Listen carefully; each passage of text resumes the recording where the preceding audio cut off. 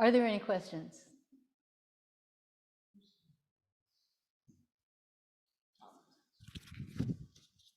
Okay, there's a question back there. So this morning we chanted the Heart Sutra, and I think it says in there that if you chant the Heart Sutra, you will attain Anuttara Samyak Sambodhi. Is that a good thing? So first of all, it doesn't quite say that. It says in the three worlds, all Buddhas practice prajna paramita, which is the perfection of wisdom, and attain Anuttara Samyak Sambodhi. So it's not chanting the Heart Sutra, it's practicing the perfection of wisdom. And you attain Anuttara Samyak Sambodhi, which sounds like a mountain range somewhere, but no, what it means, Anuttara is complete, Samyak is perfect, and Sambodhi sort of translates as enlightenment. So Anuttara Samyak Sambodhi, so if you practice the perfection of wisdom, you will attain unsurpassed, complete enlightenment. And many versions of the Heart Sutra in English translate that phrase, Anuttara Samyak Sambodhi, in effectively, slightly different variations, but unsurpassed perfect enlightenment. And someone asked Zen Master Sung-san from Korea, he was the man who founded this school in the mid-1970s. And they asked him, why don't you translate this? And he said, because it doesn't mean anything. So Anuttara Samyak Sambodhi, that's an idea. Somebody says, I want unsurpassed perfect enlightenment. You could say any nonsense syllables. What does that mean, unsurpassed perfect enlightenment? It's somebody's idea. Julie has an idea of what unsurpassed perfect enlightenment means, and Lori has another idea of what unsurpassed perfect enlightenment means, and there's no way of finding out, right? So it's just, yeah, so like Ting said, Zen is like, right now, what's happening right now. So also the 6 paramitas, these 6 perfections to practice. And at this point, I'm forgetting all of them except for wisdom. Yeah, the first one is dana, giving, yes. Give us your money, yeah. No, so the first one is, but giving your time, giving yourself, So dana is the first perfection, and prajna is the last perfection. And so these perfections, again, if it's, what does it mean to practice the perfection of wisdom? It just means wake up.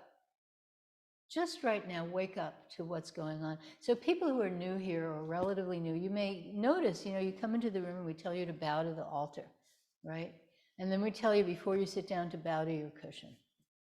And if you're on a retreat and the teacher is in the room, the last retreat I had to be on Zoom because I've been exposed to COVID. Luckily, I didn't get it. I haven't had it yet. Isn't that amazing? And, so they couldn't bow to me. But, on a retreat, the first thing you do in the morning is you bow to the teacher, right? And then if you have an interview with a teacher, you bow again when you're having the interview. And so, and when we eat, formal meal style, we bow to our food. And even, a lot of us, wherever we are, whenever we eat, before we eat, we do a little bow. So what's this about? So what this is about is paying attention. Like when you walk into this room, it's like, oh, I'm in the Dharma room. It'd be great if we bowed to every room before we entered. Oh, I'm in the kitchen. Oh, I'm in the bathroom. Wouldn't that be great?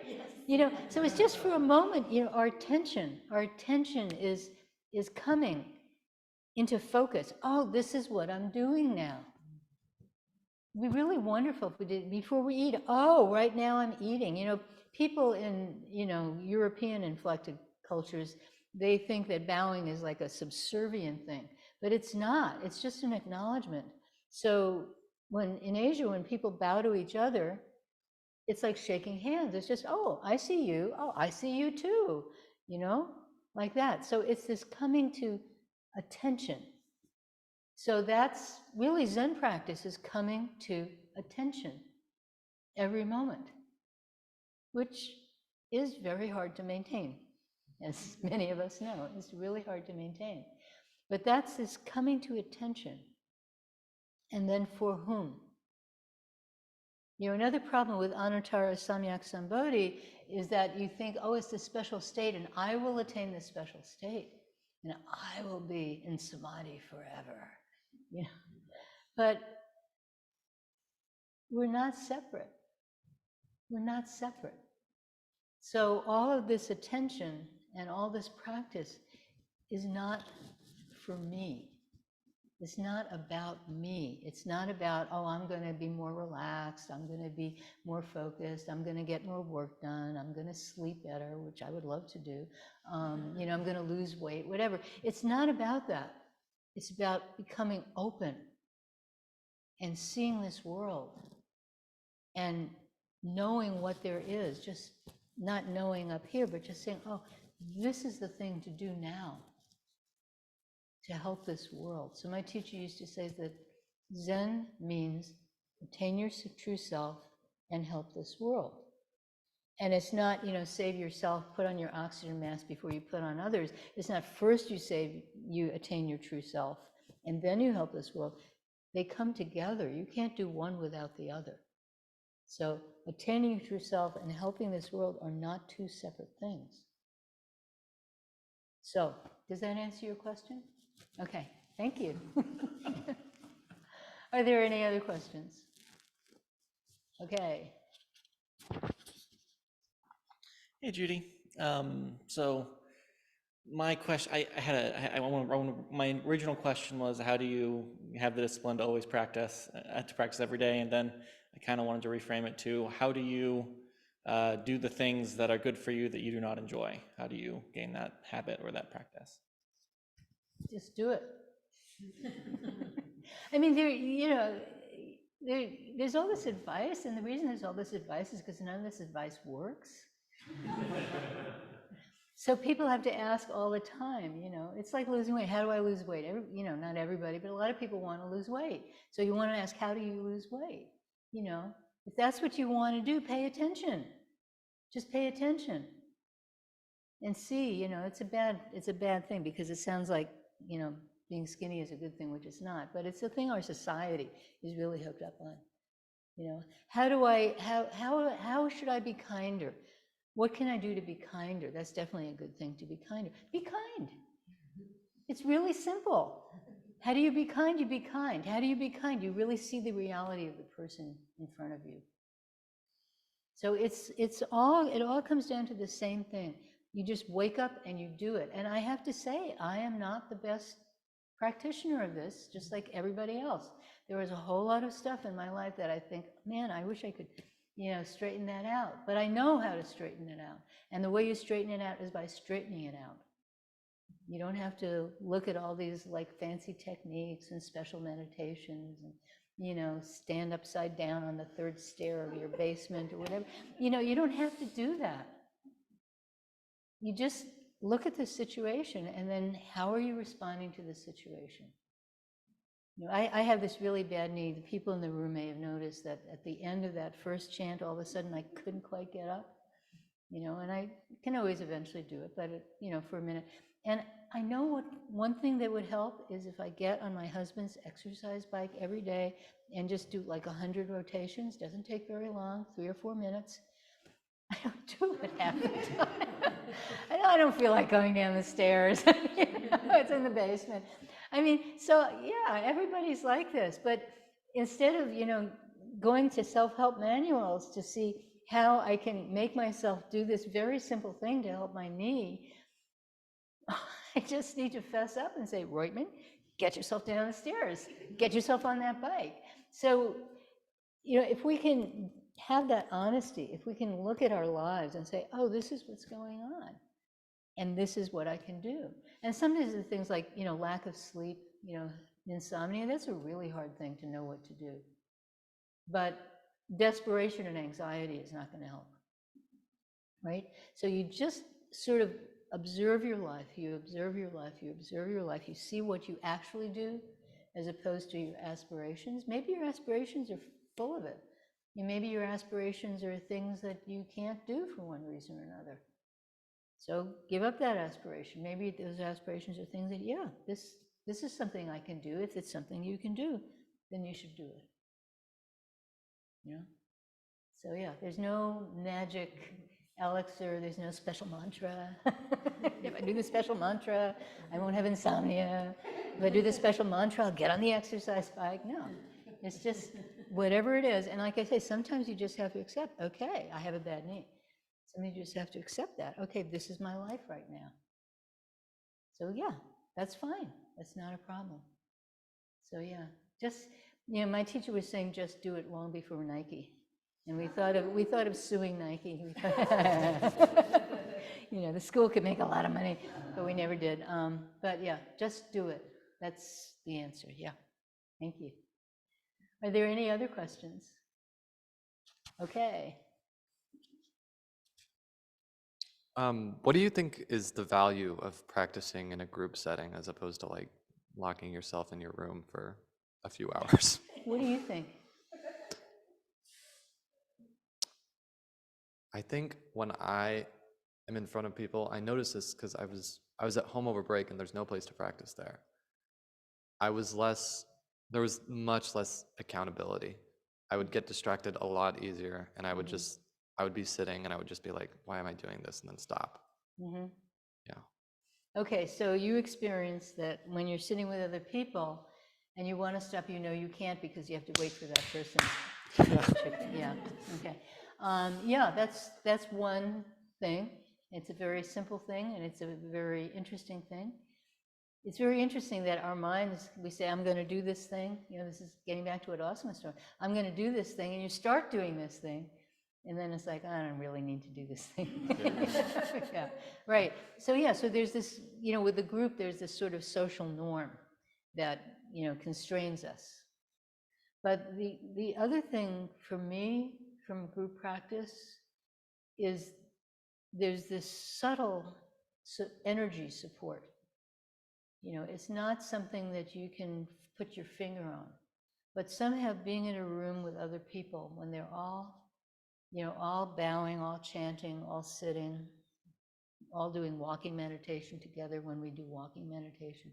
When you're in a room together, doing the same thing at the same time, it's like almost this sort of other entity appears. This sort of, the group becomes, the bunch of people in the room becomes its own entity. And we're all supporting each other. We're all part of this entity. Just like the fingers on your hand support each other. They do things together. If I want to pick up the stick, I use all my fingers to do it. They're helping each other. So it's this group support that arises. For me, that's what's really powerful about sitting with other people. And what's really powerful about sitting on your own is that you can't rely on that. So they're both really wonderful. It's not that one of them is better than another, but they're very different. And I've done a lot of long solo retreats, and I can tell you that when you're doing a retreat by yourself, you really have to find that place that is going to do what it's supposed to do no matter what. You have to stick to the schedule, and there's no one making you stick to the schedule. You have to do what you're supposed to do exactly when you're supposed to do it, and you get a certain kind of strength. Your center becomes strong doing that. But also in a group, your center becomes open because you have this group energy, and you're part of the group, and this energy is just flowing everywhere, and you're taking it in and you're giving it out. So they're both really wonderful. So I encourage you to practice at home and encourage you to practice with other people. Okay? Thank you. Are there any other questions? No one online has asked a question yet. This is amazing. Okay, we have another question? When you sit silently in the Zen tradition, where do you typically rest your attention when you're sitting? Okay, that's a good question. So in Zen, we have several different kinds of meditation practices. And I should explain, there's two main schools of Zen. There's the Saodong called Soto in Japan, and there's the Linshi, which we're part of a Linshi tradition. It's Rinzai in Japan. It's simply called Son, which means Zen in Korean. So we're a Linshi tradition. In the Soto tradition, they do something called shikantaza, which we don't do. So I can't talk about it because I've never done it. I mean, I know about it, I've heard about it, but I can't talk about it because I don't really know what I'm talking about. It's like Anuttara Samyak Sambodhi, right? But in the Linshi traditions, all of the practices, and there are many, and I'll tell you a few in a minute, they all have the property that there's something with no intellectual content that you're doing with your mind, and it's very specific. And then when your mind wanders, and note I didn't say if, when your mind wanders, you have something very specific to bring it back to. So all the practices in the Linshi tradition are like that. So the practices that we recommend, the most basic of which you don't need to know anything about Buddhism, most basic of which is simply counting your breath. So when you breathe in, I don't know if everyone here knows, it's sometimes called yoga breathing. When you breathe in because your stomach has expanded outward, and that allows the oxygen to come in. And then when you breathe out, it's because your stomach has condensed inward, and then the oxygen flows out. And your out breath should be roughly twice as long as your in breath, but that's very natural. You don't have to focus on that. That happens very naturally. So as you're breathing out, first breath, you think in your mind 1. Then you breathe in, and the second breath you think 2. And you go all the way up to 10, and then you start all over again with 1. And the reason you do 1 through 10 and not keep counting is because this is not a thing to see how far could I count today, you know? So you go 1 through 10 like that. So that's a very basic, and it's a wonderful practice. It's a practice that I did for many, many years. So that's one practice. Another practice we do is mantra practice. So in mantra practice, you say a mantra in your mind again, and usually not with a tune, and usually very fast. Like we did this chant to the Bodhisattva of Compassion, Kwansei and Boso in the beginning. So you might think, you know, faster than you can even sub-vocalize it, really fast, like 80 or 100 times a minute. My husband used to time himself. So really fast. And my teacher described that as the spin cycle on a washing machine. I mean, your thoughts, man, you know, you can't think when you're doing that. But of course you can, because, you know, you sort of space out, but then you have this very specific thing to bring it back to. And I did that practice also for a number of years. And then another practice that we recommend is on the in-breath, what am I? And on the out-breath, very strongly, don't know. And this don't know is very important. It's a key teaching of my teacher. He used to say, I do not teach Buddhism, I only teach don't know. And he had a Korean, very strong Korean accent. And so he'd say, what am I? Don't know! Like that, you know? And so this don't know is very strong, this don't know mind. And I actually have a piece in Buddha Dharma about don't know, if you want to look it up. It's, if you go Roitman, Buddha Dharma, all my articles, well, not all of them, but that one is one of them that appears. So this don't know is very important. This don't know, this mind that is before speech, before thinking. It's not up here. You know, it's in your center. It's in your Chan-Chan, your Hara, your Tanjin.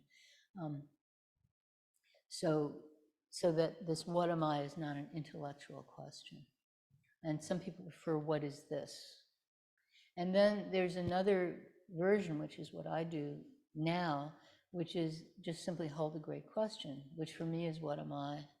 For some people is what is this? for a while, I was on a retreat and I suddenly hit with something, and it was mind comes from where. So I would just sit there, mind comes from where, you know, like that. But again, you're not intellectualizing. You're not looking at physics and psychology. You're not, you know, what did St. Augustine say? He had a lot to say about time, you know, and mind. And you know, you're not looking at any of that. You're just using these great questions are like knives, a hot knife cutting through butter. They're not intellectual. So those are, you know, 4 practices. In the Rinzai school, they recommend when you get a koan, we call them koans. When you get a koan, they recommend you, you know, really hold that, you know, what is mu, that's your practice, what is mu.